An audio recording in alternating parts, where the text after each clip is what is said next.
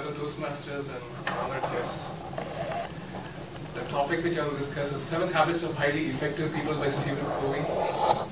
All of us are a function of habits, isn't it? We all have some habits we have derived from our childhood days, whether it's cycling or meeting friends or watching TV daily or going to a pub once a week. We all are a function of our habits. And after a certain time, we find that we cannot break our habits, and unfortunately, we cannot develop new habits.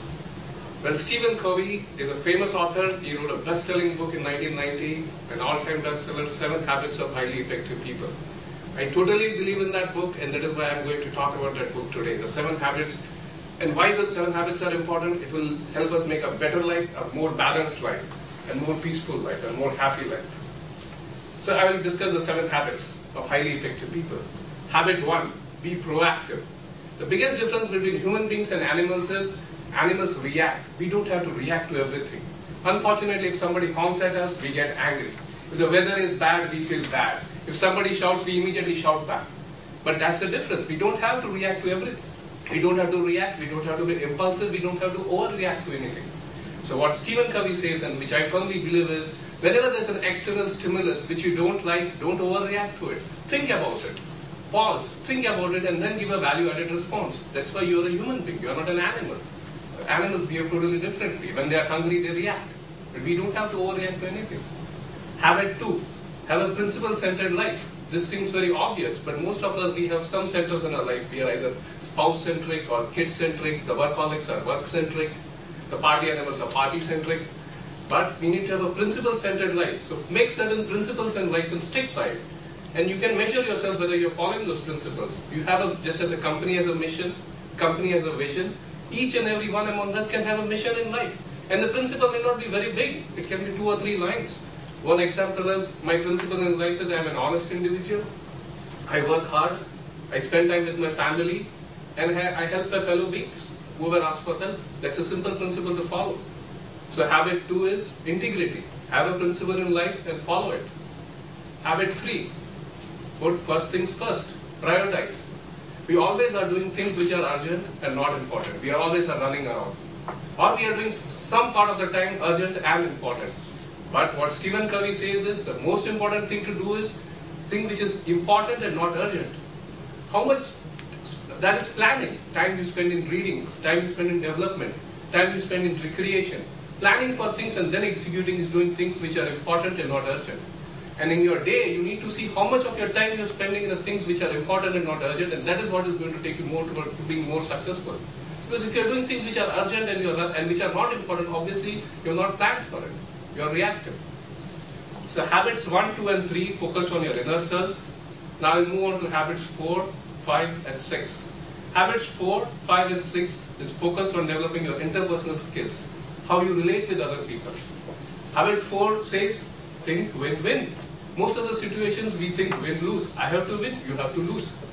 But that's not correct. Take the example of a marriage.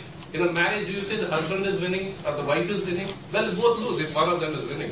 Both have to win for the marriage to be successful. That's true with all relationships in life, in all the things which you do. Think win-win. And to think win-win, it's very important that you be courageous first, then you think winning about yourself, and be considerate. Because if you are considerate about the person, you are allowing the other person also to win. So it's very important to think win-win. That's a very important point. Be courageous and be considerate. The next habit, habit number 5, is telling us first understand and then be understood. Be an empathic listener. We always want to speak. We always want to put our viewpoints first. But if we are an empathic listener, we listen to other people. We understand what they want.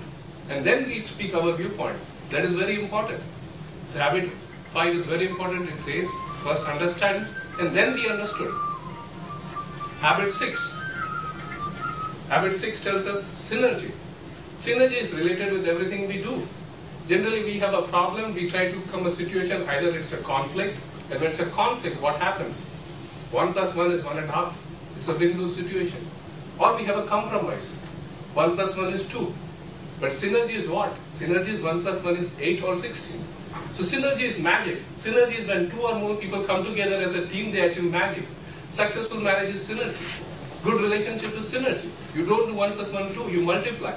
So to be highly effective with your colleagues, with co-workers, with your neighbors. Try to understand their viewpoints and be synergistic.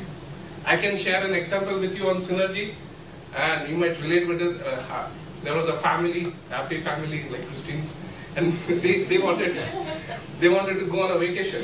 Well, after some time, they had a long planned vacation, and then suddenly the wife realized her mother was not well, and she was like upset because she needed to go and visit her.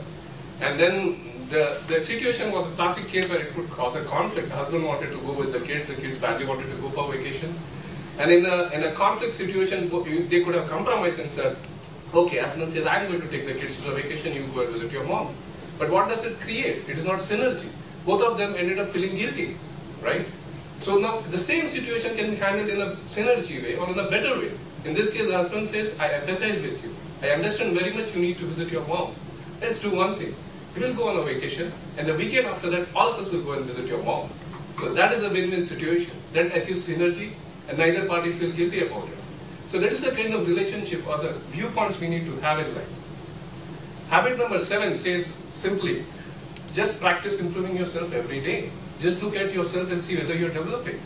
Whether it's physically by taking exercises, walking, whatever, mentally by taking classes or reading better books, spiritually by doing yoga or following religion or whatever.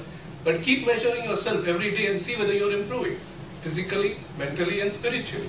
And if you follow habit 7, you will be able to follow the habits 1 and 6.